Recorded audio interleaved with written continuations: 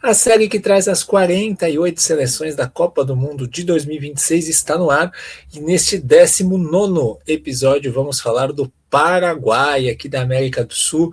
Você quer saber qual é o estilo de jogo, quem são os principais jogadores, como o Gustavo Alfaro melhorou esse time, até onde pode ir nessa Copa do Mundo e como é que foi esse ciclo para chegar até ela?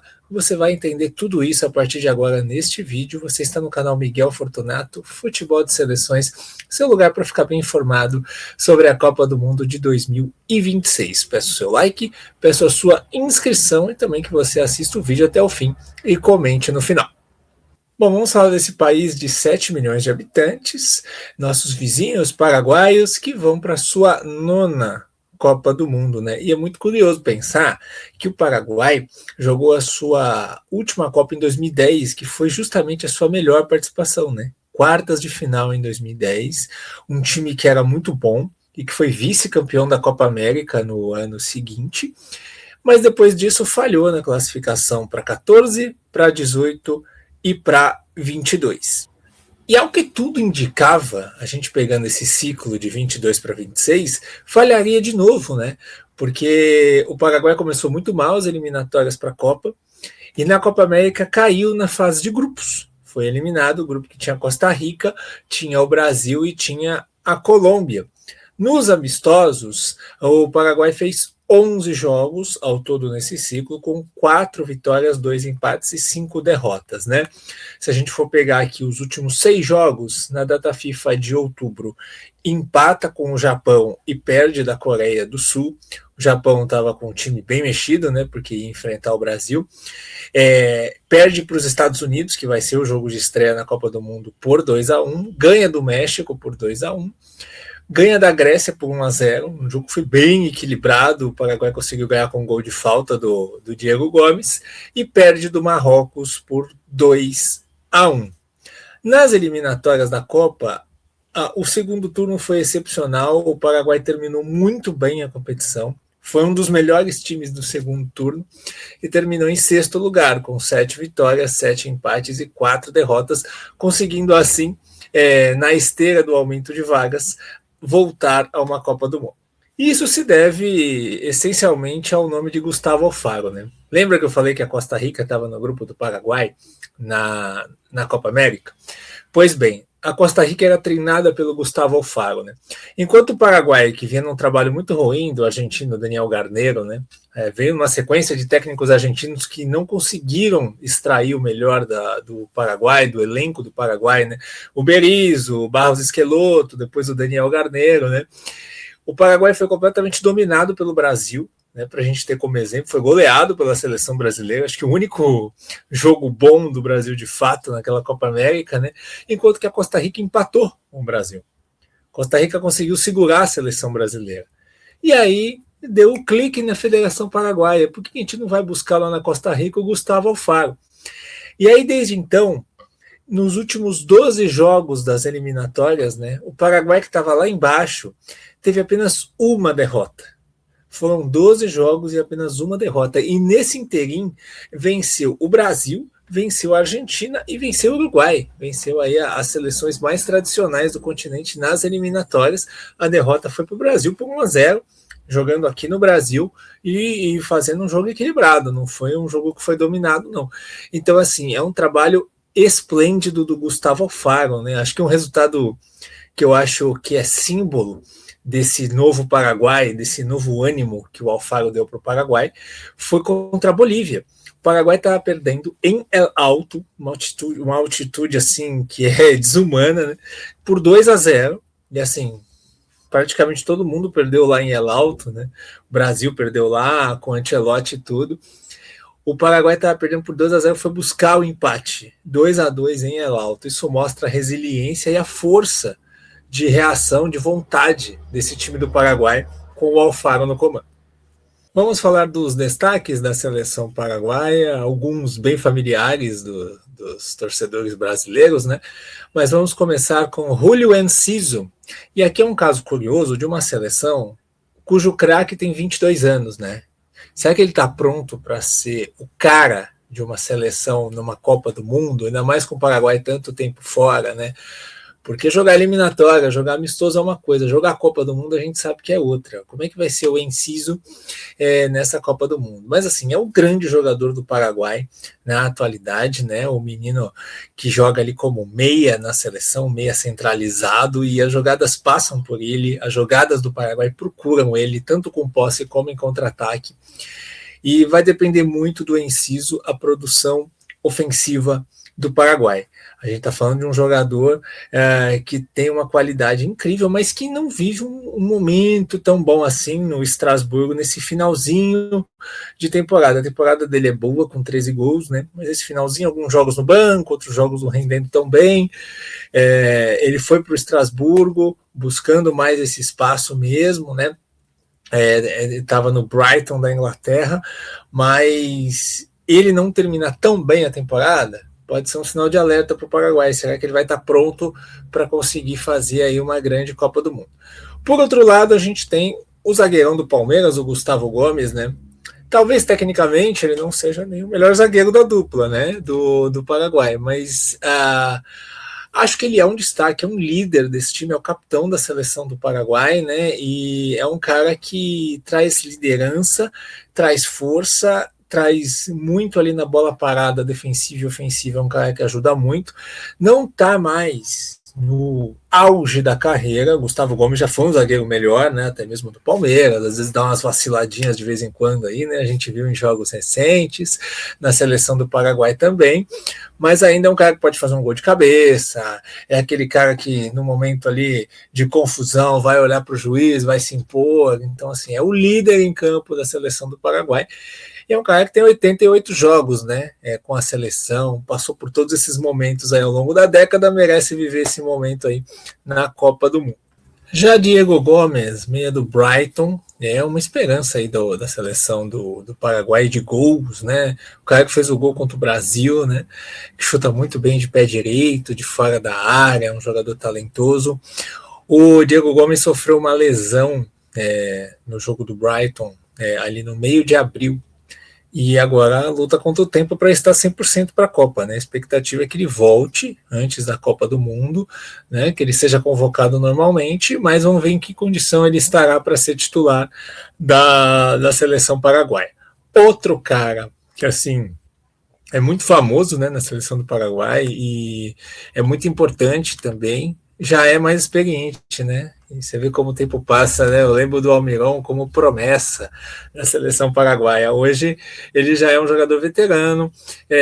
Quando ele sai do Newcastle, ele vai para o Atlanta e assim não rende tão bem lá na MLS, né? Tem números que não são tão bons na última temporada e nessa, mas enfim, por exemplo, ele somando a última temporada e o início dessa no Atlanta United, ele tem apenas 6 gols marcados, mas já nos primeiros 8 jogos da MLS, ele já deu 3 assistências, né? Então é um cara que encontra um passe, é um cara que pode ajudar a seleção do Paraguai, ainda especialmente com a sua experiência em campo. Se eu falei que hoje o Gustavo Gomes não é o melhor zagueiro tecnicamente do Paraguai, é porque eu tô falando de Omar Alderete, né? Zagueirão lá do Sunderland, da Inglaterra, muito bom zagueiro, né? Bom zagueiro lá na Premier League, é um cara que entrega muito também na bola aérea, tanto defensiva como ofensiva, que é uma arma do Paraguai, né? Você ter 2 zagueiros bons de bola aérea, de cabeça, né? É uma arma ofensiva da seleção paraguaia e é um zagueiro que tem muito vigor físico, velocidade, o Alfaro confia muito nele. Outro cara que eu separei para destacar é o volante do São Paulo, Damián Bobadilla, né?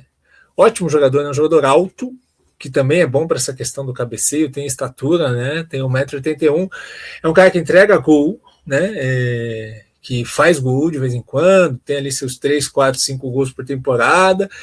E é um cara que, especialmente, é bom para sair de uma marcação-pressão, né? Ele tem aquela velocidade de raciocínio para conseguir sair, ter um escape de uma pressão de um jogador que está ali em cima para dar o bote, dar uma desafogada ali numa saída de bola.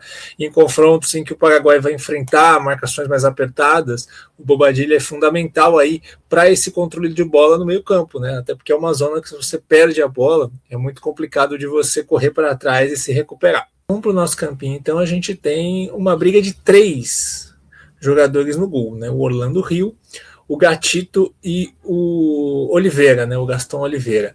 O Orlando Rio é o que mais recebeu oportunidades do Alfaro, né? Nesse reta final de ciclo.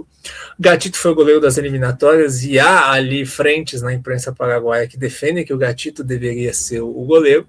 E o Gastão Oliveira surge nessa briga porque ele foi naturalizado, ele é uruguaio, né, jogando nas categorias de base da seleção do Uruguai, e a pedido do Alfaro ele se naturalizou. Então, a gente está falando de um cara que o técnico pediu para se naturalizar. Então pode ser que o Gastão Oliveira, que foi titular contra a Grécia, possa ser o goleiro, mas eu acho que essa briga está aberta nos amistosos, até acho que durante a primeira fase a gente pode ter mais de um goleiro titular, aí está tudo indefinido. Goleiros à parte, salvo alguma mudança específica que o Alfaro queira fazer, eu acho que o time é basicamente esse aqui que a gente vai falar, nesse 4-2-3-1, né?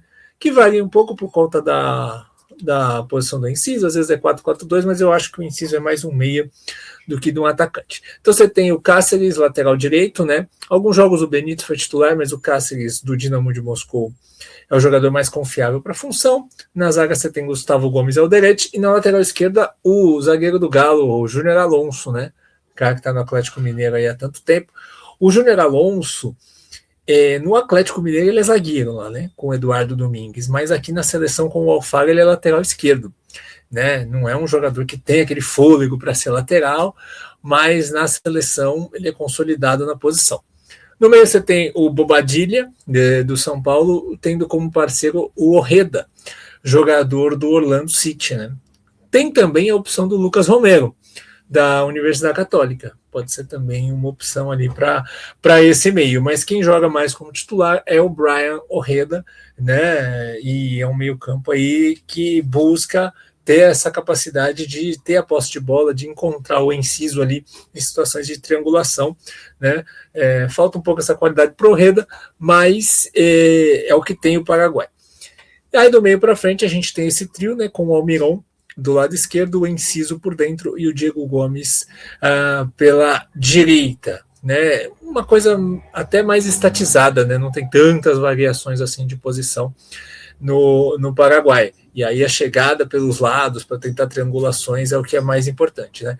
E na frente você tem o Sanabria como o centroavante. Né? O Sanabria não é tão consolidado assim, porque é um cara que não está entregando poucos gols, não está tão bem assim na temporada na Cremonese, mas o Sanabria ele se destaca por fazer golaço, né? Aquele cara que gosta de fazer gol de voleio, né? Mas tem briga aí por essa posição, né? A gente viu aí na data FIFA de março o Gabriel Ávalos, do Independente, sendo testado, jogador de 35 anos sendo testado, para suprir uma posição carente, né? Você vê que falta peças, né?